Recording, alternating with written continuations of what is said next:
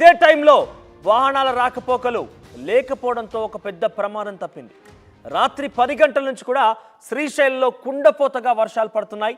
ఈ వర్షాల కారణంగా శ్రీశైలంలోని కాలనీలన్నీ కూడా భారీ వరదలు చేరింది. ఇళ్లలోకి వరద రావడంతో ఇబ్బందులు పడుతున్నారు స్థానికులు. అయితే ఈ వర్షాల కారణంగానే కొండ చర్యలు విరిగిపడ్డాయంటూ తెలుస్తోంది. సో పైనుంచి ఒక కొండ ఒక బండరాయి వేగంగా అక్కడి నుంచి వచ్చి ఒక రోడ్డు పైన పడినటువంటి దృశ్యాలు మనం చూస్తున్నాం. ఆ పడినటువంటి సమయంలో అక్కడగా ఎటువంటి వాహనాలు వెళ్ళడం లేదు కాబట్టి ఒక పెద్ద ప్రమాదమే తప్పిందని చెప్పొచ్చు. సో ప్రజెంట్ మీరు చూస్తే కనుక రోడ్డు పైన పెద్ద బండరాయి పడి ఉంది. ఇదే కనుక బలంగా అక్కడ ఉన్నటువంటి వాహనాలు ప్రయాణించే సమయంలో కనుక జరిగి ఉంటే చాలా పెద్ద ప్రమాదం జరిగి ఉండేది. చాలా వరకు కొంత ధ్వంసమయ్యేది, కొన్ని ప్రాణాలు కూడా పోయే అవకాశం ఉండేది. అంత పెద్ద బండరాయి ఎందుకనంటే చాలా వేగంగా పైనుంచి పడుతుంది కాబట్టి బలంగా ఉంటుంది. అది చాలా పెద్ద బండరాయిగా కనబడుతుంది కాబట్టి సో ఆ సమయంలో వాహనాలు లేకపోవడం కారణంగానే చాలా పెద్ద ప్రమాదమే తప్పింది. ఎస్, అక్కడ సిచ్యువేషన్ ప్రతినిధి హుస్సేన్ అని ఇస్తారు. ఎస్ హుస్సేన్, కొండ చర్యలు విరిగిపడ్డాయి శ్రీశైలంలో. గతంలో అంటే ఇటువంటి సంఘటనలు 1-2 సార్లు జరిగినప్పటికీ ఇక్కడ చూస్తే చాలా పెద్ద బండరాయి పడింది. సో ఆ సమయంలో అక్కడ ఎవరు వాహనాలు లేవు కాబట్టి ప్రమాదం తప్పింది. సో ఎటువంటి సిచ్యువేషన్ ఉంది? ఇంకా కూడా వర్షం కురుస్తోందా? దీనికి సంబంధించి ఏం చెప్తున్నారు?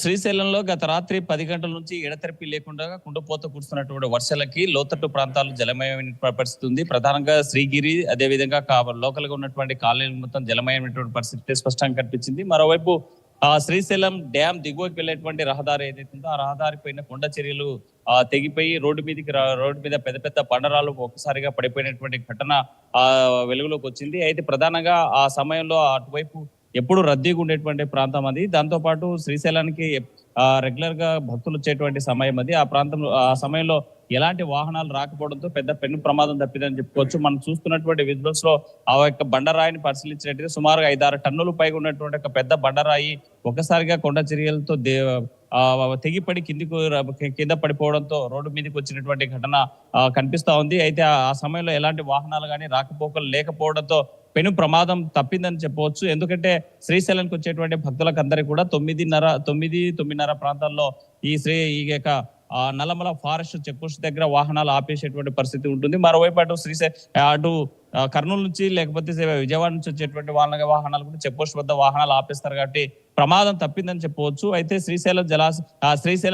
శ్రీశైలంలో రాత్రి కురిసినటువంటి భారీ వర్షాలకు ఒకవైపు కొండ చర్యలతో పాటు అదే నదీ తీర ప్రాంతంలో ఏదైతే డ్యామ్ నదీ తీర ప్రాంతంలో చేపలు వేటకు వెళ్ళేటువంటి వారు అక్కడే తమ యొక్క ఇల్లు నిర్మించుకొని తాత్కాలిక గృహాలు నిర్మించుకొని అక్కడ తమ యొక్క చేపల వేటని నిత్యం కొనసాగిస్తూ జీవనం కొనసాగిస్తుంటారు. అయితే ఒక్కసారిగా ఆ ప్రాంతానికి వెళ్ళేటువంటి ఒక గట్టు తెగిపోవడంతో అక్కడ ఉన్నటువంటి ఇళ్లలోకి నీరు చేరి ఇళ్లలో ఉన్నటువంటి చేపల వలలతో పాటు మరి ఇంట్లో ఉంచుకున్నటువంటి వస్తువులు మొత్తం ఆ ప్రవాహంలో కొట్టుకుపోయినటువంటి పరిస్థితి అయితే కనిపిస్తుంది. అయితే అక్కడ నిన్న రాత్రి శ్రీశైలంలో కురిసినటువంటి భారీ వర్షాలకి శ్రీశైలం మొత్తం కూడా జలమయమైనటువంటి పరిస్థితి అయితే కనిపిస్తోంది.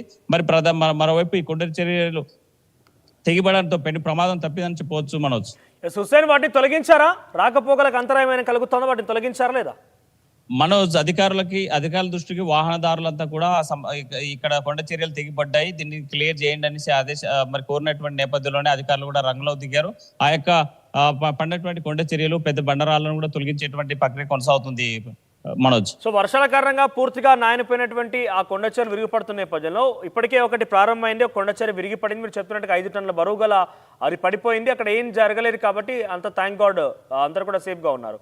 సో మరింతగా కూడా అక్కడ పడే అవకాశం ఉన్నట్టుగా కానీ లేదంటే వాటిపై ఇన్వెస్టిగేషన్ కానీ, అంటే అక్కడ ఎటువంటి సిచ్యువేషన్ ఉంది, ఎందుకు పడిపోవాల్సి వచ్చింది, ఇది కనుక అక్కడ నానిపోయి ఉంటే కనుక మరిన్ని కూడా ఈ రకంగానే ఉంటే అవకాశం ఉంది. కాబట్టి రాకపోకలకి నిలిపివేయడం కానీ అధికారులు వాటి విషయంలో కొంత చర్యలు తీసుకునే అవకాశం ఏమైనా కనబడుతుందా?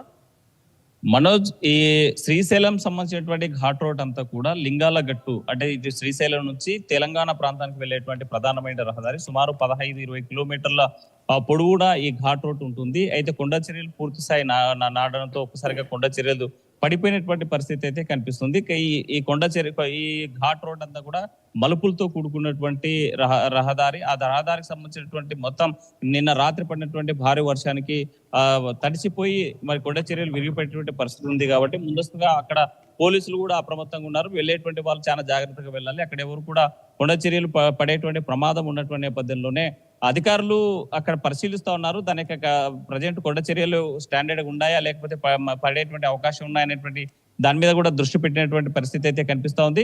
మరి పూర్తి స్థాయి అంటే ఎడతెరిపి లేకుండా కంటిన్యూగా వర్షం ఇప్పటికైతే ఆ ప్రాంతంలో వర్షం అయితే పడడం లేదు. కానీ ఇలాగే ఈ 2-3 రోజుల పాటు పడినట్లయితే మాత్రం ఘాట్ రోడ్ లో కొండ చర్యలు పడి ఏదైనా జరగరాని సంఘటన జరిగితే మాత్రం ఊహించరానిది ప్రమాదం జరిగేటువంటి అవకాశాలు అయితే స్పష్టంగా కనిపిస్తున్నాయి.